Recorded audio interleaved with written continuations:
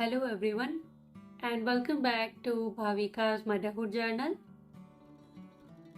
आज इस वीडियो में हम बात करेंगे हेल्दी एंड अनहेल्दी प्रेगनेंसी के कुछ सिम्टम्स के बारे में। तो अगर आप प्रेग्नेंट है तो ये वीडियो आपके लिए यूजफुल हो सकता है। सबसे पहले बात करते हैं हेल्दी प्रेगनेंसी के सिम्टम्स के बारे में। तो अगर आप प्रेग्नेंट है और आपका वजन धीरे धीरे बढ़ रहा है, आपको संतुलित और पौष्टिक भोजन की भूख में वृद्धि हो रही है, आपको हेल्दी खाना खाने का मन करता है, आपके ऊर्जा स्तर में वृद्धि हो रही है, आप एनर्जेटिक फील कर रहे हो, तो इसका मतलब है कि आपकी प्रेगनेंसी हेल्दी है।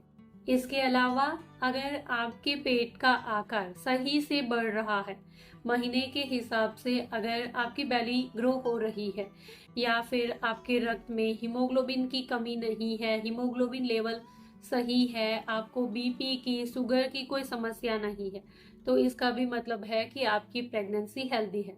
इसके अलावा अगर आप बेबी की नियमित किक्स महसूस कर रहे हो, जैसे अगर आपकी फर्स्ट प्रेगनेंसी है तो 5वें महीने के अंत से या छठे महीने से आप बेबी की मूवमेंट को फील कर पाओगे। 5वें छठे महीने के दौरान बेबी की मूवमेंट को आप बटरफ्लाई की तरह फील कर पाओगे। 7वें 8वें महीने में बेबी की किक्स को आप अच्छे से महसूस कर पाओगे।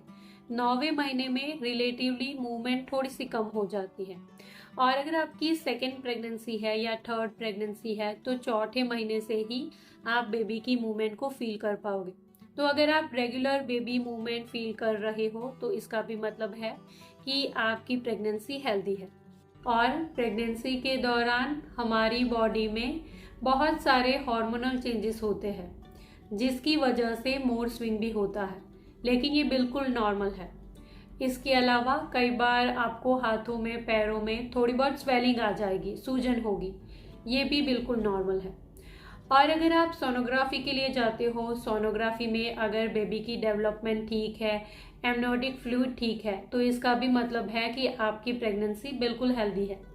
इसके अलावा अगर आप नियमित मलत्याग कर रहे हो, आपको कॉन्स्टिपेशन की कोई समस्या नहीं है, आप नींद ठीक से ले पा रहे हो, तो ये सारे ही सिम्टम्स बताते हैं कि आपकी प्रेगनेंसी बिल्कुल हेल्दी है और आपको ज़्यादा कुछ चिंता करने की ज़रूरत नहीं है। अब बात करते हैं अनहेल्दी प्रेगनेंसी के सिम्टम्स के बारे में।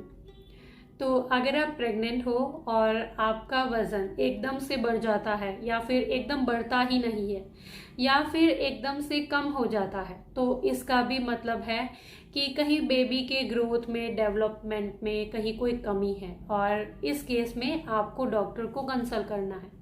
इसके अलावा अगर आपको अत्यधिक और लगातार उल्टियाँ हो रही है, तो इसका मतलब है कि आपकी बॉडी में पानी की, न्यूट्रिशन की कमी हो जाएगी, जिसकी वजह से भी बेबी के डेवलपमेंट में कमी आएगी, और इस केस में भी आपको डॉक्टर को कंसल्ट करना है।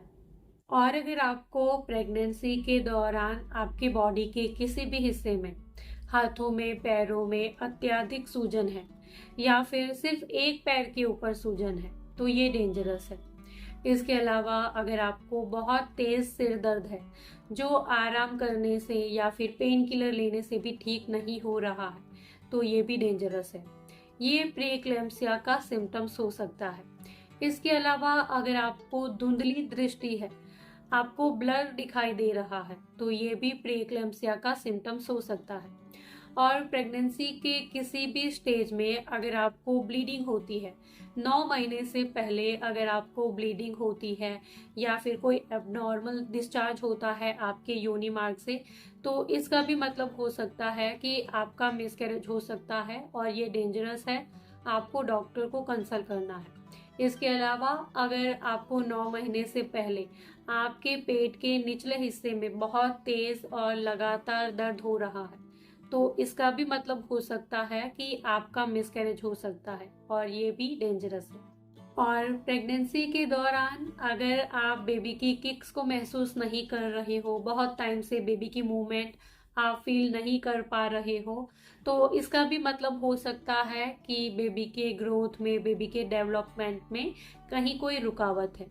या फिर अगर आप प्रेगनेंसी में बहुत थकावट महसूस करते हो, थकान महसूस करते हो, आराम करने के बाद भी आप थका हुआ फील करते हो, तो इसका भी मतलब हो सकता है कि आपकी बॉडी में खून की कमी है और ये भी बेबी के डेवलपमेंट के लिए ठीक नहीं है। इस केस में भी आपको डॉक्टर को कंसल्ट ज़रूर से करना चाहिए।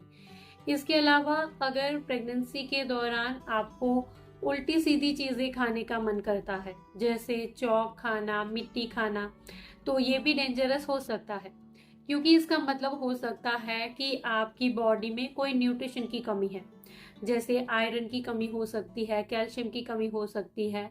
जब हमारी बॉडी में आयरन कैल्शियम की कमी होती है तो हमारी बॉडी खुद ये सारी चीज़ें खा करके उस कमी को पूरा करने की कोशिश करती है। तो अगर ये सारी चीज़ें आपके साथ हो रही है तो भी आपको डॉक्टर को कंसल्ट ज़रूर से करना चाहिए और जिस भी न्यूट्रिशन की कमी है उसके सप्लीमेंट्स लेकर के उसको पूरा ज़रूर से करना चाहिए, वरना बेबी के ग्रोथ में, बेबी के डेवलपमेंट में कहीं कोई कमी हो सकती है। तो इनमें से कोई भी सिम्टम्स अगर आप प्रेगनेंसी के दौरान महसूस कर रहे हो तो आपको इसको लाइटली नहीं लेना है। ये बेबी के लिए और आपके लिए डेंजरस हो सकता है, तो आपको डॉक्टर को ज़रूर से कंसल्ट करना है।